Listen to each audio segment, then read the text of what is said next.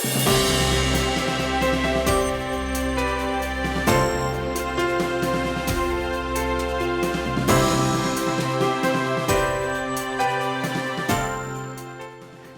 law matters. Of course it does. Welcome once again. I'm Debbie Morais, your host and moderator. As we tell you, this long-running program continues to provide legal information and examples and practical assistance to help you with law matters, because the law matters. A better understanding of the law puts you in a better place to handle any issues that you need to protect yourself, your family, and your business. As we present various topics, you may decide to handle some issues yourself. You'll be better prepared as a result of having some information. So will the professionals you select. Our goal, of course, is always to help you to achieve the best possible results while saving time and some money.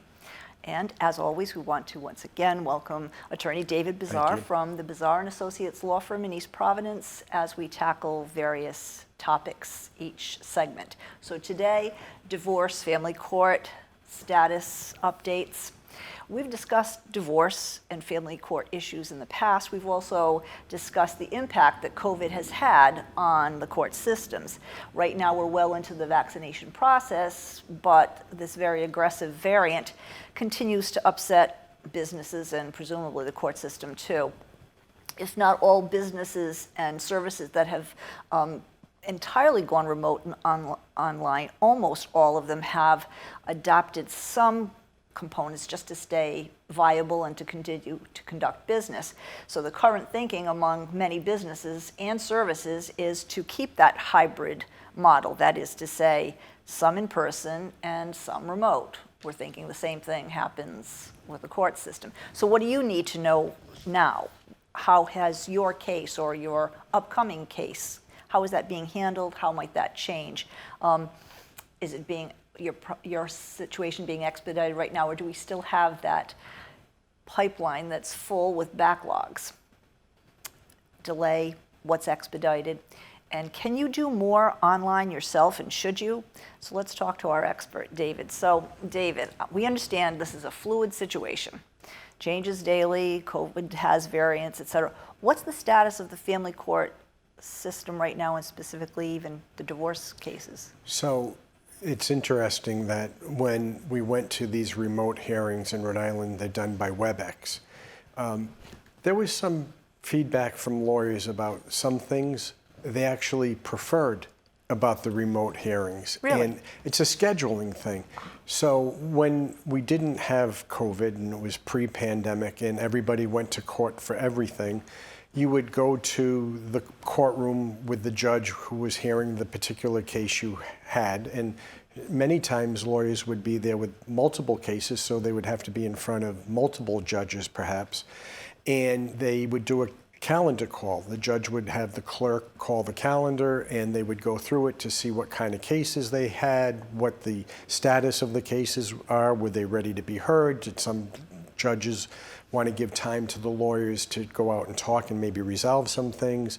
And particularly in family court, in Rhode Island, when they were calling them all at the same time, it was hard to be in front of every judge at the call of the calendar. So you might leave the call with the clerk and say, these are the cases I have. I'm going to such and such judge's courtroom, so they know where you are. And then the other part of that is, even if you had just one case and had to be there, you didn't know what time or when your case was going to get reached. So you would sit there until the judge reached your case. So what might be a 30-minute hearing or a 10-minute hearing, you might be there all morning or all day. So when we went to remote hearings on certain kinds of hearings, the court would schedule you. And so you could be at your office doing work. If the court was running late, you'd have your laptop on or computer, whatever it is. And when they reached you, you were there. You could do other things at the same time. And you didn't have the travel time to court. So when I was president of the bar, I would get feedback from some lawyers. You know, when this is over, some of these things are much more convenient and time-saving for the clients, and therefore money saving for the clients. We prefer to do it this way. And the court liked some of that too. So some of those hearings right now, for example, in Rhode Island, uncontested divorces they're scheduled, and they're heard remotely. So I understand in Massachusetts, they're back to in-person too, but if a party, and I guess that means either party, wants to do phone, if it happens, can happen that way, or video, that they have the discretion of continuing along those same lines. So now, if this is continuing, as you say, where it's going to be scheduled or can be, what's the pipeline like? Are things being moved more expeditiously, or is there still that clog, so to speak? Well, depending on the type of case. If it's a contested case that needs a trial, that needs to be in person, I'm sure there's still a backlog of trying to reach all of those cases and get them heard expeditiously. The divorces that are uncontested, certain other hearings, child support hearings, and those types of things, I think they're sort of catching up with those, especially since they've been able to do a lot of that remotely. The things that they were able to do remotely aren't as backed up as the things that had to be done in person. So what happens for the person who's considering doing a divorce? Some say it's uncontested, we both want this. Are more people doing it online? Can they do that? What parts can they do online? Should they do online? What parts shouldn't they do online? So the electronic filing that attorneys have to do, I am unsure in both Rhode Island and Mass whether someone who's pro se is going to represent themselves can actually do the filing online. They may still have to go to the court. The court has computers there, at least back in the day before the pandemic, when I was there more often, where they would be able to use some of the computers in the courtroom to do some stuff and get the paperwork. But what do you have on that? So it's actually a question, because as I wanted to find out more about family court, there's a virtual clerk's office, which makes sense that there are some documents that they can upload if they know how to do that, whatever. And there are some things that they said you can use some sort of a microphone to talk to someone. You can use some AV, presumably a Zoom if you needed to, a smartphone. What kinds of things will work that way? That when they talk about the guide and file box to finalize divorces, for decision pending entry and final judgment, what kinds of those things can someone do on their own versus having it be literally or figuratively in your court? So lawyers use the virtual clerk for certain types of cases that we're not able to file into electronically through the program that we would normally use to file a new divorce or a motion in an existing case, that type of thing. There are certain cases that you need to send the virtual clerk the paperwork by email, and the virtual clerk puts them into the online file. From what you're reading there, it would seem that they're inviting the public to be able to use the virtual clerk too, so you don't actually have to go to court. You can contact that virtual clerk through email. There's an email address for the virtual clerk. And apparently there's also an ability to call in. Is that what I heard you saying, with either voice or video, to be able to get information from the clerk's office so that you're able to file things either through the virtual clerk perhaps or some other way that they might tell you?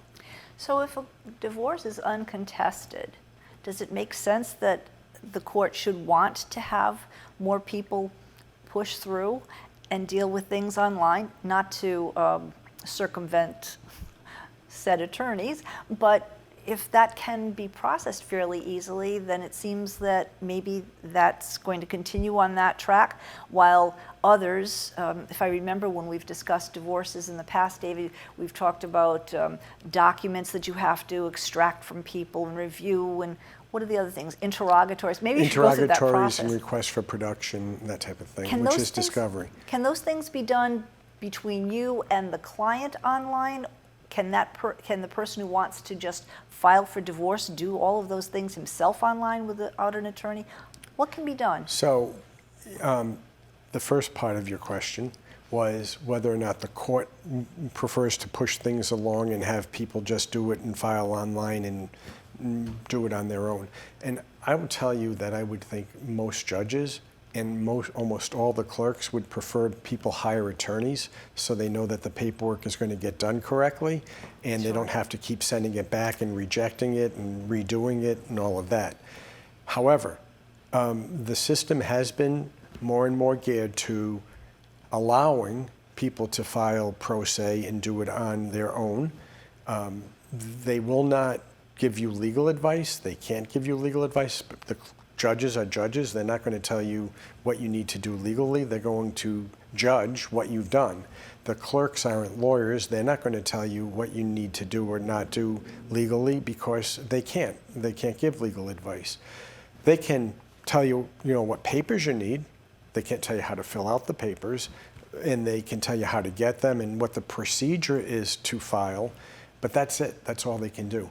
And so, yes, there are certain people who are in certain situations that could just file on their own and hopefully figure it out and get it done correctly, and not 10 years from now find out, oh, I did everything but enter the final judgment, so I'm still married. Oh, and I married someone else in the meantime, so I'm married twice. Or am I married not the second time, just the first time? That's a whole nother legal show and issue if you want. But the bottom line is that you can, if you want to. Sometimes it's okay. Most times I would say not. Do it on your own. So at the top of the segment, that's what I was saying. It seems reasonable that more people can do some things, find things out, find some forms online, maybe expedite some of it, but the other side of it is what should they do? Because I can honestly see where so many can't do it completely thoroughly, and then actually it works to their detriment rather than they have to come with you to untangle it. Maybe it takes you more time than it would have ordinarily. It is harder to untangle something that's already been done and correct it and get it back to the point where it needs to be than just doing it right the first time. So cases where there's any real estate, property of any significance, a marriage of any length, children that need to be considered and concerned with, I wouldn't file any of those types of cases pro se. Even cases where you've been through mediation and you've resolved all your issues, I would hesitate to have both of those parties filing pro se as well, because have you taken what's been done in the mediation and explained it to the judge correctly so that they know what the order is supposed to be, so that the final judgment reflects what the agreement was in mediation? So did you go through all that mediation and then not do it correctly and not have any of it incorporated into your divorce? So almost all circumstances, unless it's a really short marriage with no joint property and no children, I would tend to think that you'd be better off consulting with an attorney. What about when there's the all-out war, when the parties don't want to talk and there ends up being a trial? Yeah. Does that ever happen other than in person now? So at one point in time, there was some back and forth, and there was some agreement, not necessarily in family court, but in some of the other courts, and I think family court may allow you to do this as well, where the lawyers and the parties can agree perhaps to have the trial heard remotely, or at one point in time they could. But for the most part, they're difficult, and we were doing some of those remotely. But if you have exhibits and documents that you need to send to the clerk, yes. Now it's not really the virtual clerk, it's the trial judge's clerk, so that they have them, so that they can pull them up while you're doing them. It's possible, but we'll have to wait and see where we stand with vaccinations and masks and Delta variants and all of that. If we can do those in person, it really flows much better to do those in person. So at one point, when we were talking about these cases, and they were all, we always referred to go to the online, see where the court calendar is. You can watch by clicking this link, this public link. Do you advise that people still go to those kinds of websites so they can check to see what if the status changes daily, as it might these days, up even through September, October? Who knows how much longer this is going to So it's the public spiral. portal, and so you can log into the public portal on the Rhode Island Judiciary website. You can put in the date of the hearing with the judge, if you know what that is, or you can also search by your name and its last name first. And you have to put it in the way it's in the complaint, and you can find everything in your case. And Massachusetts also has the same, and I'm looking to see where that is. Oh, so justia.com/COVID lets people have access to resources and what the court operations during COVID are, if someone Right. wanted to take a look at that. So let's talk about some of the more difficult, maybe they're called emergency situations. Maybe some of them are very outlandish, but so child custody situations when there's a divorce pending. Someone has the child, they're taking turns or whatever they're doing, and whether they blame COVID, one spouse is unhappy with the other, to say the least. I won't let my child go to that soon-to-be ex because she isn't vaccinated, or it's a bad situation. Do those things end up reaching courts? Do they end up being expedited because now they'll just talk to lawyers over the phone and it gets resolved? Or does that end up being an online squabble and an emergency thing with judges? How does that take place now? So let's go back to when courts were somewhat closed during the pandemic, and the big issue came out is, well, we're in the middle of a pandemic. What do we do with our already in place custody and visitation or parenting schedule? And the court's guidance was, for the most part, keep it. Follow what the order is. Don't let the pandemic change that. Now, there were exceptions if we were going across state lines where there was a problem in one state, perhaps. Good example, right. So those issues all came up. And now we have the vaccination issue. And I will tell you that when people are going through a divorce, they can either put aside all their differences when they were children and think about what's in the best interest of their children, or they can fight about everything and just put their children in the middle of things they shouldn't be in the middle of. For example, if someone wants to be difficult about visitation, and you can pick either custodial parent, it can be the mother or it can be the father, we'll just use custodial parent. If the person who's the primary placement, they might have shared joint custody. Joint custody is, I call it sort of a legal fiction. It's not about placement. It's about having the right to talk to doctors and teachers and have input into decisions that you're going to make about your children, which is where we've come these days for most situations. It's joint custody. Yes. Placement, is usually with one parent or the other, so we call that the custodial parent, if you will. And now we're talking about when is the other parent going to have parenting time, what we used to call visitation. But you're really not visiting your children, you're parenting your children. So when are you going to be with your children? And if one person wants to be really difficult, and they would have been difficult with no pandemic, that's just Certainly. the way it's going to be, they'll find every issue they can to put up as a roadblock. So you could be discussing it and say, okay, well, what's your concern? Well, safety of the children. Okay, fine. What's your concern there? Well, there might have been in the past a history of alcohol use or abuse Or even. abuse. Mm-hmm. All right, so there are things we can do to accommodate your concerns. We can make an order that says there'll be no drinking prior to picking up the children and while I have the children, if that's the concern. And there are other things you can do with devices that can check that. Okay, so we can get past that. What else? Well, he's not vaccinated or she's not vaccinated, or they work in a job where there's exposure to, higher exposure to the virus or potential exposure. Well, you know what? We have to be safe. We have to figure out what the right thing is. But again, are you using it just as an excuse?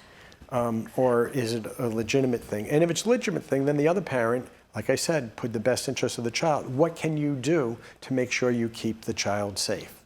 And I've even heard of cases where they object to where the person moved to and lives. Are you kidding me? It's the parent. It's Rhode Island. They're in Rhode Island somewhere. And you're going to object that you don't think that part of Rhode Island is safe? You don't want In general? Yeah, just make a blanket. in general. It's just in general. So you've got to look at the situation and try to guide, as attorneys, your clients to a point where they're looking at what's the child's best interest, not what their axe to grind is, so to speak. That makes perfect sense. So if they talk to you and you can talk them off the ledge or reason with them eventually, that certainly makes sense. if you can't, does that then still get pushed further to, I want a restraining order or whatever other excessive behavior that they could possibly devise? It could be with attorneys trying to work it out. It could be through mediation, with the parties going to a mediator and the mediator's trying to help guide them to the right solution. Or if it's in court, if it were not a divorce but just a custody issue, then the court requires in Rhode Island mediation on those. But it could end up in the judge just listening to the parties and figuring out what's real and what's just a roadblock. So before COVID, you might have been able to handle these things lawyer to lawyer on the phone. You could have used Zoom. Maybe you didn't because most people didn't. You might do that now, and you might continue to do that. Correct? Is that fair to say? Yeah, and we also will meet in person. Can meet in person. In my office, even though people are vaccinated, we still wear masks when we meet in a conference room with our clients or the other attorney and their clients, because you never know. And it's just our policy to keep safe. So we have said in the past that part of a lawyer's job is to be a little bit of a psychologist and hopefully talk them down so that people can be reasonable. On the other side of family court, or some of the other issues that family court takes care of, adoption. So how has that changed? What's the status of that now? Is that something that's done online? Can people do that? Is there a request for appearance? Do people want it, need it? So the last couple of adoptions that I've done have actually been online. The process is all the same. You still file all the same paperwork. The court still appoints, or has in most adoptions, if DCYF's not already involved in it, has DCYF in Rhode Island investigate the home, make sure it's safe, and make a recommendation. And then the judge will hear it. And these, like I said, have been hearings online, so WebEx in Rhode Island. I'm not sure if the court is planning on doing those in person. They could. It's one of the things that the judges actually like the best because it's one of the happy days in family court. Yes. And so if I were a judge and I could see those happy, smiling faces safely in court, I would do it. Otherwise, I'll look at them by WebEx. Good point. So what are the obstacles now that you see as we continue, because the scepter of COVID hasn't been lifted and it doesn't look like it's going to anytime soon? Do you see that more people are likely to try to establish more family court issues being resolved online? What do you see as the trend? I know you don't have a crystal ball. But no, I think it's going to be a hybrid. I think as long as it's safe, those cases that should be heard in person will be continued to be heard in person. You mentioned emergencies, abuse complaints come to mind. I think most abuse complaint hearings are still done in person because there's a lot of issues that can go into that and paperwork that needs to be done, executed quickly by the judge or magistrate. Hearings that can be done remotely, even if we were beyond all of the concerns of COVID-19, I think will continue to be heard online. So prior to COVID, was there, when there were issues of abuse, that was always in person? How about during the height of the pandemic? Those two you said really were the courts closed to in-person people. There were some exceptions. There were some juvenile cases that were still getting heard in person. I think there are some emergencies that were heard in person. I think if you needed to go in and get the restraining order, you were still able to do that during the height of the pandemic in person, but it was very limited. And a lot of the hearings, all of the hearings that they could do remotely were. I'm not 100% sure about the abuse hearings even during the pandemic. I know juvenile cases, there were judges in the courthouse that were seeing people in the courthouse for certain cases. Through glass or plexiglass, masks, distancing. How do you resolve things that need to happen in person when there are so many moving parts? For example, if you talk about an abuse case and there are documents, how do you get through all of that when there are so many other obstacles, whether it's people or children that are now presented just because of COVID, or just because of online issues. How do you wade through those, David? Well, if you're asking about these cases that need to be heard in court, Right, yes. they're going to do them just like they always did, with the same rules and requirements and everything else, except with the masks and social distancing or whatever else they will put in place to keep, if they need to. The things that can be heard online, still you need to follow all of the correct protocols, and all the right paperwork has to be filed. So none of that has been relaxed or waived. It's just a matter of how do you communicate with the court. And so those things that can be heard remotely, you still follow all the rules. And you still need to dot all the I's and cross the T's. And I can imagine that if they weren't done properly by a lawyer, that's likely to be further complicating issues and further delaying issues. Yeah, the judge will say, this isn't ready for hearing, I'll give you a new date. Now, when we talked not that long ago about juvenile court, were those all remote, and are most of them remote now? No, most of it was in person. Do you see that changing? Is that ever going, I mean, as more, as you said, move towards hybrid, is that going to continue? Some of the things that they do can be done remotely. I don't know if they will, or if they are. They may be. I don't do a lot of juvenile, but you know, there's pre-trials and conferences and those kinds of things. Yes. So there's juveniles bordering on some criminal situations, and there are certain rights that you have when you have a criminal case, and you don't have those in juvenile cases. For example, you don't have a right to a jury trial in most states, in Rhode Island in particular. So it's not quite the same constitutional protections that you would get, but there is still certain constitutional protections that you want to make sure are afforded.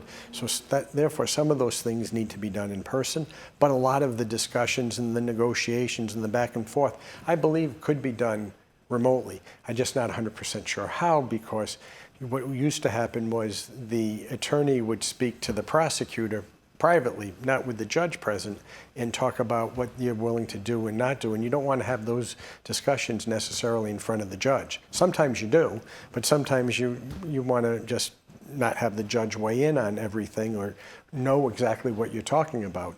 And so you might be more frank without the judge sitting there on terms of what you're willing to accept, versus, well, we want the judge to weigh in, and I want to make an argument to the judge as to why the judge should be more lenient if I'm defending.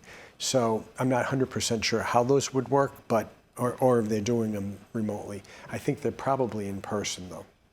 And your negotiations with lawyers in general, with others from the opposing side, are those still mostly done phone or perhaps Zoom? And does that seem like that's going to stay intact? Because not that you don't see each other at the local restaurant or whatever, but is that likely to continue in that vein of you doing phone and Zoom when you need to? The interesting thing with that is when everything was in court, a lot of the negotiations, while your case hasn't been reached, or the other lawyer's case hasn't been reached, you would go out and talk and try to resolve things between the two lawyers, or maybe the lawyers and the client, while you're in court.